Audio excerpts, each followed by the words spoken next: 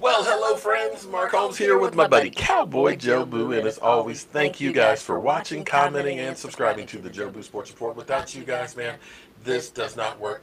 Let's get open for business and let's wake up the football gods up there. And thank you guys for tuning in here 76 days, 1 hour, 39 minutes, and 30 seconds away from kickoff of the 2019 season. And man, I can't wait for our live stream tonight, 9 o'clock Eastern. Be sure to tune in because I got some interesting things. I have the argument to end all arguments about my quarterback. You know, I know it's like talking to a brick wall. I know it's a subculture out there that just hates my quarterback. But I'm going to tell you, I believe in Dak. And I'm going to tell you why. He's a lot better than those talking heads. That David Carr and his car shop. We know he's nothing but a car crash. But we'll be talking about all that tonight. So tune in 9 o'clock Eastern. I might even take a few phone calls from you guys. But anyway, I got to tell you, as we sit here contemplating whether or not the Cowboys are going to pay Dak or Amari Cooper or both or neither, I got to tell you, I am so happy and so thankful that we have Amari Cooper as opposed to Odell Beckham Jr. Sorry, you can't argue with his talent. He is one of the best wide receivers out there. But it's the baggage that goes along with it. See, Amari Cooper is the exception as opposed to the rule. He is not one of these diva wide receivers. Give me the ball. I'm going to pout on the sideline. You know, I'm going to have crazy hair. In fact, you got to check Amari Cooper's pulse to see if he's still alive. He is so low-key. It reminds me back in the day of a comedy show, and I wish I could get it. But it was a guy was like the straight guy. They would go through and they present something to him and all that. And he would say, it gets me, right here. Because they weren't sure if he liked it or not. Never smiled, never laughed, never cried. He was just, it gets me, right here. And that is Amari Cooper. Let me play this clip real quick from NFL Network. Launched a series of tryouts for the new NFL Academy, but that didn't stop the star receiver from talking a little bit about his old team. He told Complex, quote, I felt with the Giants I was just stuck in a place that wasn't working for me anymore. I felt like I wasn't going to be able to reach my full potential there mentally, physically, spiritually. Everything I felt capable of doing. Okay. Now, I'm not going to sit here and say that Odell Beckham was in the best situation with an aging Eli Manning. And they had a trash offensive line and stuff. But see, sometimes you have to look inside yourself because there's never in life a perfect situation. And I got to tell you, today was one of those days that I went in there, I was happy as could be. I said, I'm going to get in here, hit this stuff, and be done. And it was just like everything in the universe read that Mark is happy and thinks it's going to be done easy, and the freight elevator was broken. So we had to carry the stuff further around and stuff. And then there was more dirt than I thought, okay? You know, I didn't know that they were going to fix the roof outside and that we were going to be able to put down the floor. So I didn't have my circular saw. And all these things just kept coming at me, hitting me left and right, and just making it hard to do my job. But I persevered. I didn't blame the elevator for being behind. I didn't blame that I didn't have my circular saw. I didn't get mad. What I did was I dealt with the situation to make sure that I got the job done. Now, like I said, I get it. The Giants are a screwed up organization.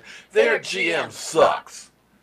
They made bad draft picks for guys like Eric Flowers and stuff. But you have to look inside yourself and make you the best player that you can be and stop blaming others. So, I look at him with all the God-given talent that he has. Because it wasn't the Giants that got you out there with that funny colored cigarette saying, I'm trying to get you to sleep with, unless you're talking about them messing with your spirituality right there. Maybe that's what it is. It wasn't the Giants organization that when you beat the Redskins and finally made it to your first playoff game, that you hopped a jet and flew to Miami to hang out with Justin Bieber, who's known to be a jinx. It wasn't the New York Giants that told you to go outside before the game against the Green Bay Packers in sub-zero temperatures in shorts and no shirt to show you how cool I am and how the cold doesn't affect me, and then fail to show up and just sit there and pout. It wasn't the New York Giants that told you to go put a hole in the wall. It wasn't the New York Giants that told you to go outside crying. It wasn't the New York Giants that told you to let Josh Norman get in your head when you were beating his ass all up and down the field. Instead, you're getting penalty after penalty that's costing your team. You need to look at the man in the mirror and accept some of the responsibilities. Now, you have a fresh start with the Cleveland Browns, okay? You got a young quarterback, Baker Mayfield. You got your best buddy, Landry, there. But yet, here it is. You talk about we're going to be the New England Patriots, and then you don't show up for practice. Odell? You see what I'm saying there, buddy? Instead of telling everybody what you could be or should be and blaming somebody else, why don't you just go ahead and why don't you go out there and show us that you're going to be New England-like? Why don't you show us that you're going to be the best receiver? Why don't you show us that you can handle adversity, and when the things aren't perfect, you can still succeed? I've been knocked down, beat up, drug around, left for dead, bankrupt, and I don't blame a single person for where I am in my station in life. I know you got multiple millions. You get paid, so maybe I'm not in the place to offer advice. But I'm so happy that when I look at Amari Cooper, who wants a new contract, we haven't heard him say a word about his contract like Odell did, where Odell was talking about holding out and everything else, and even with the contract, ain't showing up. Amari Cooper shows up every day to get better. Amari Cooper isn't a distraction. Amari Cooper, instead of showing off and getting penalties, is trying to help come up with ways to help the team win like he did with the Eagles. Hey, look, Dak, I got it. Let's go deep. I got it. I can beat my man. And he's also a lot younger. So when I talk about getting his deal done, I look at 25 years old, and I look at Julio Jones at 30.